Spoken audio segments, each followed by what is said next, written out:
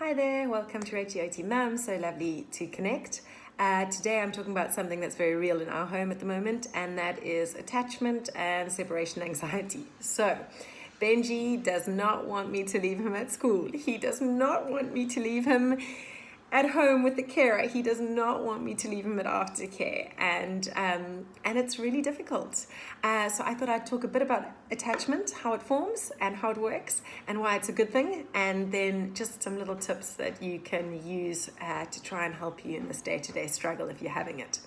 So Benji actually was really good when he first started school. He was in the same class as his brother, and he was absolutely fine. He didn't bat an eyelid when I left. It was like, cool, mom, see you later.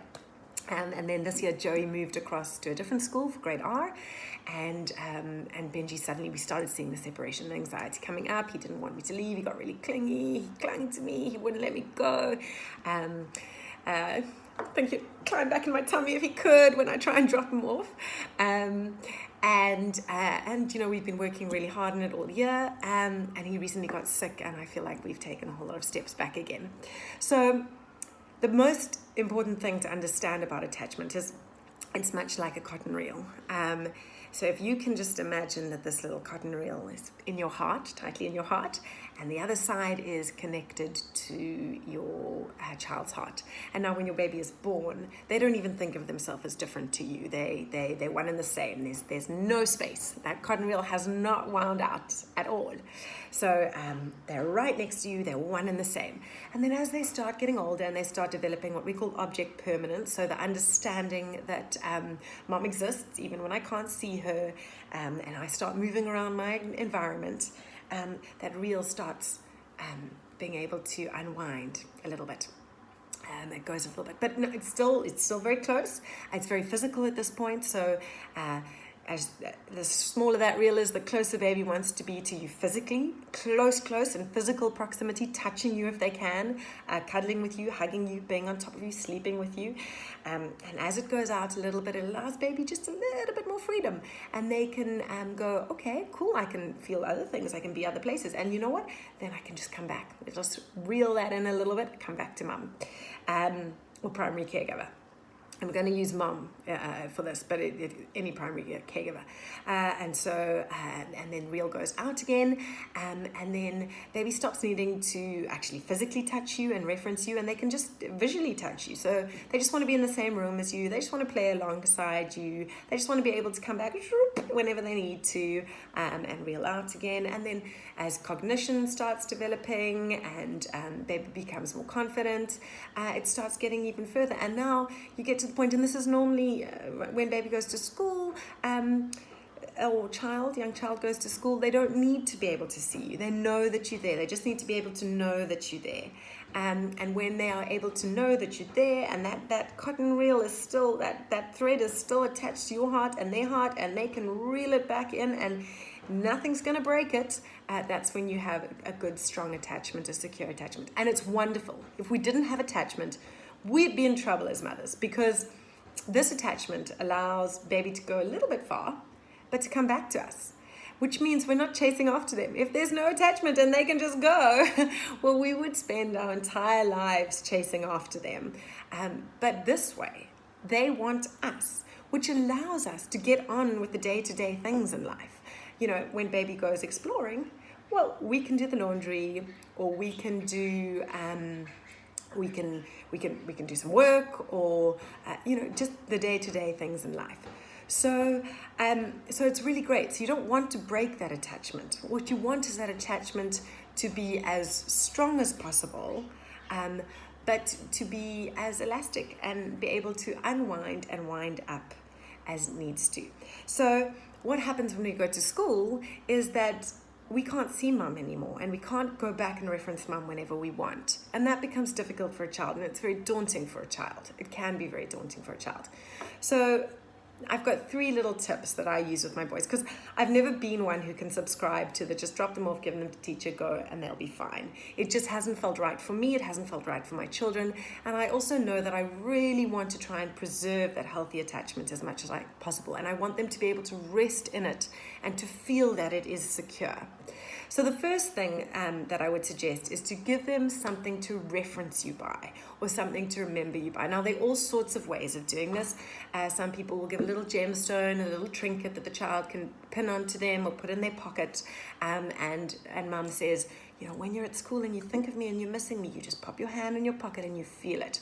So what we do is I have made the triangle with my children, and I say, this is where Joey's school is, this is where Mummy's work is, and this is where Benji's school is. And whenever you feel like you're missing someone, or you need someone, you just take your fingers out and you do the triangle. You remember where I am, okay? You remember I'm right there. This is the triangle. We're all connected. We're all still connected. And it's quite a nice one because they can use their hands, which they've always got. and we're all involved. All three of us are involved in it. We do talk about how Daddy's work is a little bit further away, but it's close. I'm close. So you know that I'm close. I'm really close. If you need me and I have to come, well, I'm close. And so we talk about it like that. So I give them a reference point. So before we go down to school in the morning, before we go into the school, like, okay, where's your triangle? Here's my triangle. I can think of you guys at any point, and you can think of me at any point. The next one is to find someone else for your child to attach to. So that they can feel secure. So now it's been quite different with my boys. So with Joey, I knew I had to arrive at school early because the person he needed to attach to was the teacher. He needed an adult to attach to.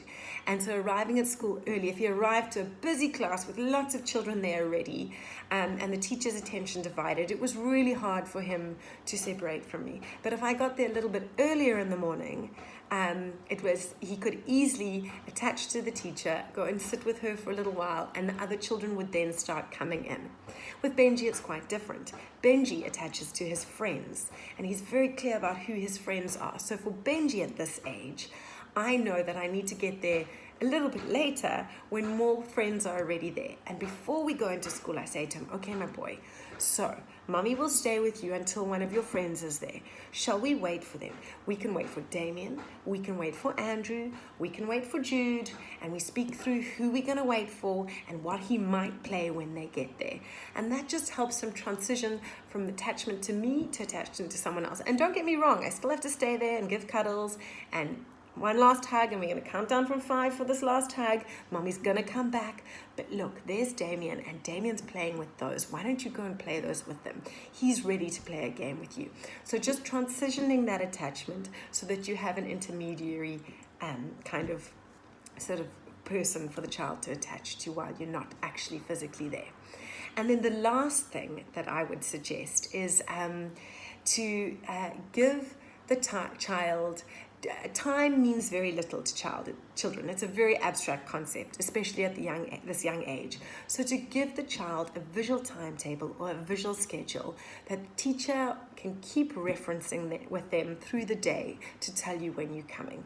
And you go through this process enough and they start becoming very confident and comfortable in the fact that after these activities have happened, Mum will come. Or someone will come to take you back. And a visual timetable is really nice because it's a way that they can actually see, okay, first we've got ring time with train driver, then we've got play outside, then we've got snack time, then we've got arts and crafts, and then we've got stories. And so whenever in the day they're missing Mum, teacher can go, oh, my Benji boy, I know, but look, we've already done ring time and we've done play outside. We're having snack time now. And then it's just arts and crafts and stories, and then Mum will be here. And when he gets sad again, teacher can say, we've done ring time, we've done outside time, we've done snack time, we've done arts and crafts. All that's left is stories, and then Mum will be here. So it's a really nice visual way of quantifying the amount of time that they're going to be apart from you. So I'd really speak to the teacher about doing something like this. A lot of earlier settings have these timetables up already, so it's just about taking the child, taking them, using it as a reference point, and just doing that daily. But these are things that really, really help, and it keeps that string really strong, it reinforces that string, it doesn't break that string by going, okay, you'll be fine without me. It gives the child the tools to be able to regulate and to be more confident. It does take time to do, and it does take a lot of repetition, but with that you have a more secure attachment forming. Okay, thanks very much. I hope that was useful. Please share it with anyone who you know is struggling with this. I really hope it can be so difficult when you drop your child off and they cry. So I really hope that that's useful. Have a wonderful week and we'll chat again next week.